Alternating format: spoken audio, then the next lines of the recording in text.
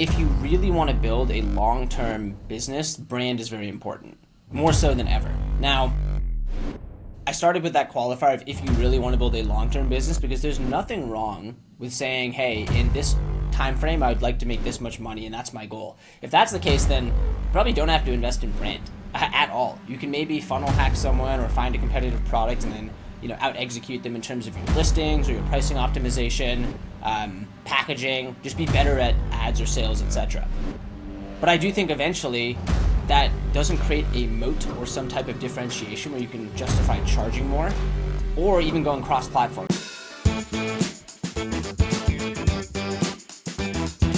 Hi, I'm your host, John Cavendish, and welcome to Season 4 of the Amazon Strategist Show, the show that's all strategy with no hacks, no silver bullets, and no magic pills, just real practical strategies for growing your Amazon business.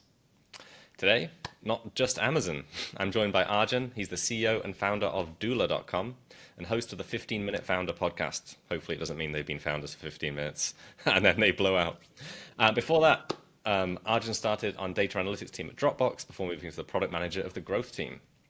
DOOLA is your AI business in a box. It does LLC formation, bookkeeping, business taxes, and e-commerce analysis all in one platform. And outside of work, he's into health and fitness, LLCs, it says here, and Boston sports. So welcome, Arjun. Thank you for having me on. 15-Minute Founder is we learn everything about a founder in 15 minutes. So they have been founders for longer, but the goal is how do you condense all of that knowledge into 15 minutes of actionable feedback from founders. Oh, I love it. That's really cool. And it says you're into LLCs. You mean like looking at the references on the government website, or what do you do? Helping people start LLCs. I'd be lying if I said that had been my life goal since I was 6, dreaming about doing it. But turns out it's a lot of fun to help someone not just start an LLC, but it's really make their dream come true. We've seen that time and time again. So I actually do have it's not in right now. I realized I took it out, but I even have an LLC earring. I should have put it in before this, but it's really fun to help people start an LLC, make their dream come true, and that's what DOOLA does. Very cool. So there's a few remote business starting websites out there that I've heard about. Was it Stripe Atlas was in the past? Is your main focus helping US residents start businesses, non-US residents start businesses? Like who are your target customers with DOOLA, I guess? First, Stripe Atlas, phenomenal company. My fundamental belief is a rising tide lifts all boats, and anyone serving entrepreneurs, I think a world with more entrepreneurs is a better place, because that is what has created so much value. And anything around us was created by someone, whether it's James Dyson in his garage hacking with vacuum cleaners or the iPhone, whatever it is, it took this leap by someone who originally put something out into the world, despite everyone saying that shouldn't exist, or why don't we have a faster horse and buggy instead of a car, etc. With DOOLA, we are there's many ways you can start a company, but our belief is that we are building towards this ultimate business in a box. So, for example, Atlas primarily focuses on helping venture-backed C Corps. So that's someone who wants to raise venture capital. We're actually mostly focused on the solopreneur, the person bootstrapping, which is most of the world, most of the global economy, that's not looking to raise venture, doesn't need a Delaware C Corp, but a limited liability company gives you liability protection, gets you access to an EIN, which gets you access to a US business bank account.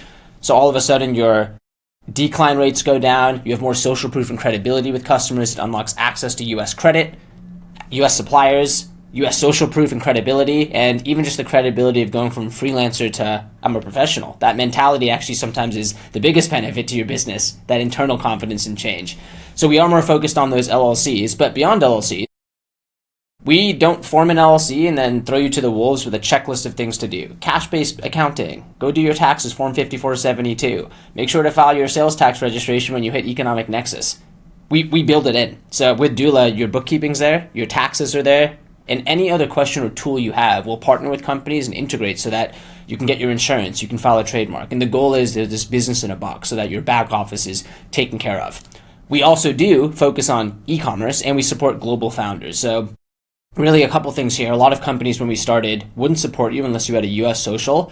We took that a bit personally. My family's from India originally. We immigrated from England to Boston when I was young, and there's one misconception, let's break this now. You can, as an international founder, start a US business. You also can get a business bank account without flying to the US, and a lot of people don't realize that. So support founders globally, and E-commerce is huge. Most businesses now, especially post-COVID, have to be digital online. And when most people are starting an e-com business, the question is, do I go to Shopify or do I go to Amazon? And oftentimes you go multi-platform. So our goal is, it's this business in a box for e-commerce. We serve founders globally. And instead of just, here's the LLC and here's the checklist, it's, here's the done for you solution. Your taxes are done for you. Your bookkeeping's done for you. So you can focus on what you do best and enjoy doing, unless you enjoy doing bookkeeping and tax, but I haven't met many people who do, which is actually building the product, marketing the product, and growing the actual business. That's great. I love it. So yeah, you work with US and non-US residents and also help them open their bank accounts, get all the numbers in place in order to operate in the US. So once they've done that, do they need to pay taxes in the US? It depends. Let's do a crash course here. A lawyer often tells you 11 things you shouldn't do. I'll give the one rec. Now, obligatory disclaimer, I'm not a CPA, but I joke in my next life I might be reincarnated as one because I've talked to so many CPAs and we've helped lots of founders. Here's the way the decision tree works. If you live in the US, you're physically based here. You have a US tax filing obligation. As an LLC, it's actually a disregarded entity, meaning taxes are passed through.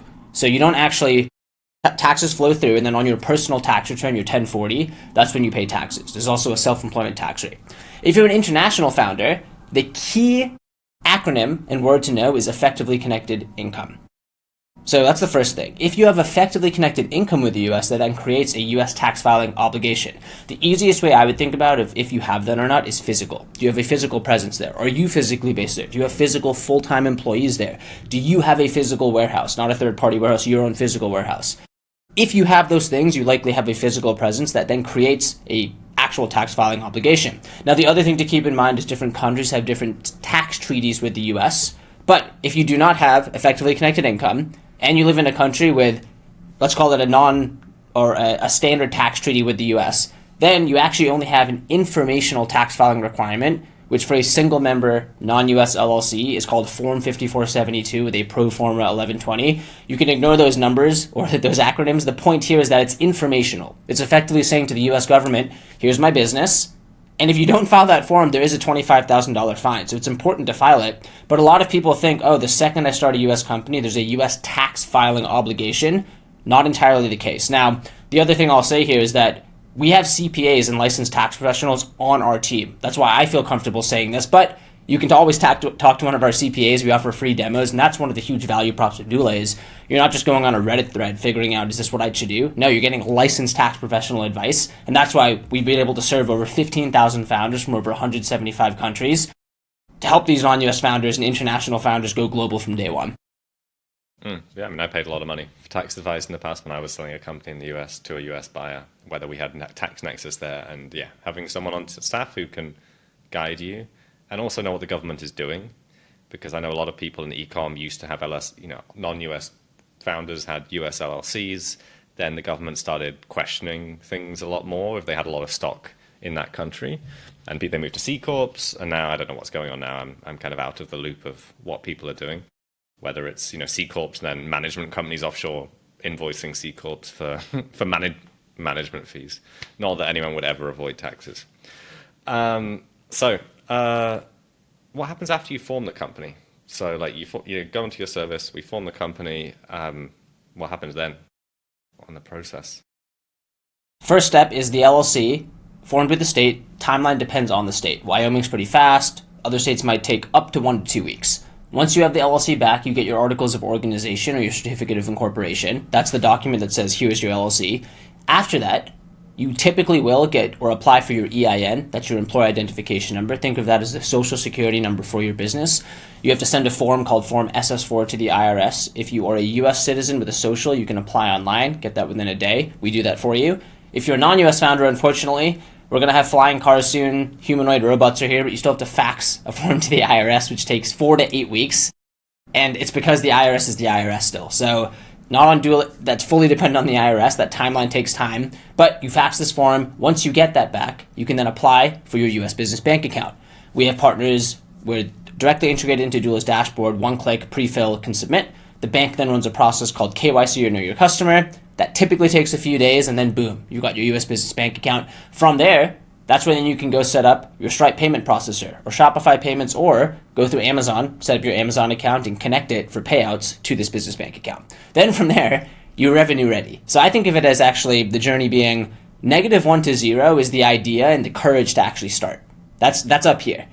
Once you're at 0 though, before you go 0 to 1, let's call 1 making your first sale, you have to go 0 to 0.1, which is getting revenue ready. So getting your account set up, your storefront set up, etc. Then you got to go 0.1 to 1, which is actually making that first sale. And that's where we're actually trying to play more and more is, hey, we'll get you to revenue ready fast, but we want to be the fastest way to go from formation to first sale, and providing that education of, cool, you're revenue ready. What are some of the best practices, and learn from folks like yourself on, whether it's Amazon or other places, how do I actually make that first sale and build a scalable, enduring business? Cool.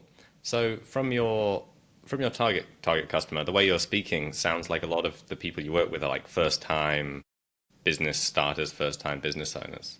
Is that fair?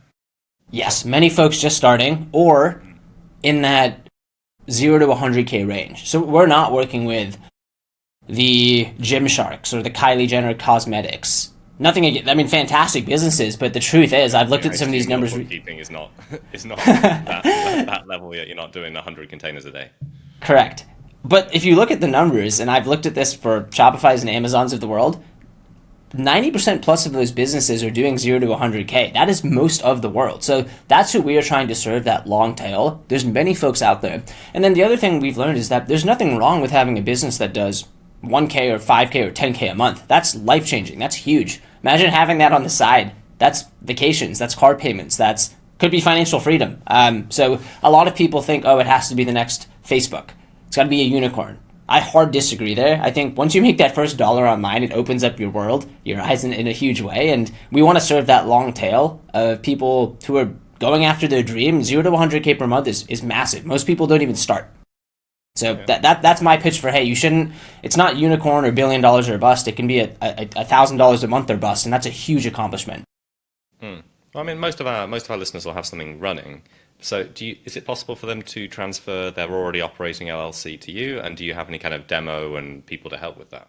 Absolutely. We've talked a lot about getting revenue ready. If you have a business running, a lot of people say, wait a second, you're telling me in one place I actually can have my bookkeeping, my taxes, all of this done, state filings too, so business level, federal filings, and state level. We even have sales tax consultants through partnerships. Yes, you can migrate your business to DOOLA. We then take over your registered agent. We handle with the bookkeeping and tax. And really the main goal here is that you can create a free account, you can do a demo with our team, but the main goal is I don't want to deal with any of that. And that's a lot of founders feel. So if you are listening and have a business and you're like, wait a second, not only am I paying a lot for this, we charge $329 per month or $3K per year. So oftentimes through tech, you can do things faster, but also reduce costs, which means you can pass on those cost savings, which is what we try to do.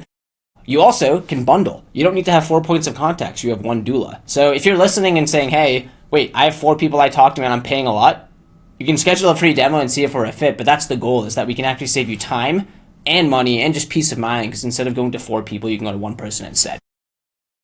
Very cool. And then for the bookkeeping, I mean, this is a more technical question, but for the bookkeeping, does it only stuff that's plugged in, or do you have some kind of portal to upload all documents, all this other stuff? Because it's very clean if you're doing like one revenue source, but if you're doing a bunch of stuff, bookkeeping just turns into an absolute mess.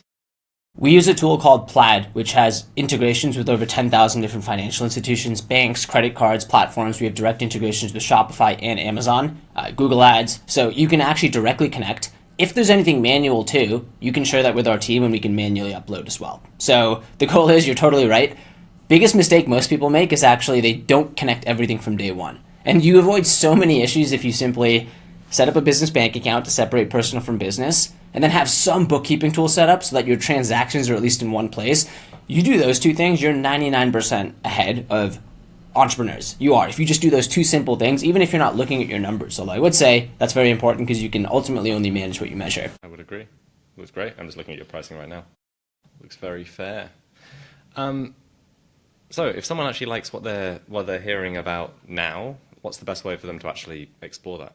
That's DOOLA.com. Click Get Started. You can go through, schedule a demo. You can even go through, start a free trial for our bookkeeping solution as well. And we very much encourage. There's no trick. You might be wondering, hey, do I have to pay for a demo? No, you can actually just come and talk to our team. And the reason why we do this, because there's entrepreneurs listening, we know we offer value and we stand behind that. So there's no bait and hook or bait and switch here. We know if we talk to you and we have a lot of value, you're probably going to be interested, and we can reflect that value on that call too. So head to DOOLA.com, click that get started button. You can schedule a free demo. You can email our team if you want. We have chat too, but we're happy to answer any questions there. Awesome. Cool. And what just out of interest, what banks do you work with? We work with any bank. So any bank can actually, you can start a bank with it. You help people international people open accounts. Which banks do you work with? Yeah, the primary bank we work with is a bank called Mercury. They are able to open accounts for non-US beneficiaries. Now, not all banks do this, but we don't require you to use Mercury. So just for folks listening, if you use DOOLA, you can bring your own bank. You can go to any bank you want, but Mercury's been a fantastic partner because they support US social beneficiaries or US residents and non-US founders too. Love it. Okay, so we've got another part of the podcast now, which we call the controversial take. And we ask you for your most debatable or controversial opinion related to Amazon or the e-commerce industry. I don't know if you have one specifically on e-commerce, but yeah, what do you have? I'll try to tie it together for Amazon and e-commerce. I think that if you really want to build a long-term business, brand is very important, more so than ever. Now, I started with that qualifier of if you really want to build a long-term business, because there's nothing wrong with saying, hey, in this time frame, I would like to make this much money, and that's my goal. If that's the case, then you probably don't have to invest in brand at all. You can maybe funnel hack someone or find a competitive product and then out execute them in terms of your listings or your pricing optimization, packaging. Just be better at ads or sales, etc. But I do think eventually that doesn't create a moat or some type of differentiation where you can justify charging more, or even going cross-platform. Let's say you're starting on Amazon and you'd like to eventually go private label or go to Shopify, go direct to consumer on a different storefront, etc. So I think in life, so many times it's about what mountain do you want to climb or what ladder do you want to climb, and knowing the answer to that question.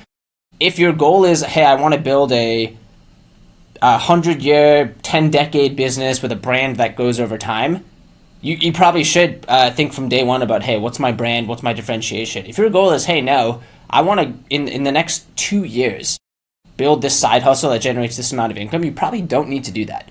And this applies, I think, I know you asked for Amazon specifically, but I think it applies for any different type of platform of you choose the mountain or ladder you want to climb there. So I don't know if that's a hot take, but I oftentimes hear questions coming up with, hey, like how important is the brand versus should I resell versus go private label, etc. I think it ultimately depends on what you want to do and what your long-term goals are. I'm curious, have you heard, or what do you think on that topic of branded versus non-branded, private label versus reselling, etc.?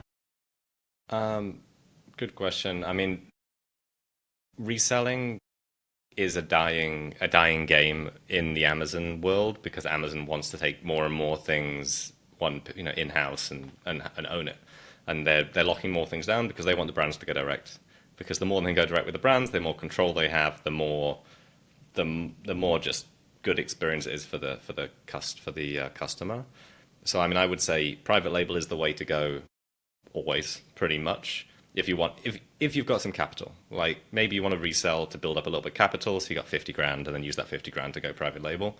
But yeah, exactly what you're saying. If you want to build this big brand, you probably shouldn't be starting with Amazon in the first place. You should probably be starting with market research and then reverse engineering, and then it sells on Amazon as part of your strategy.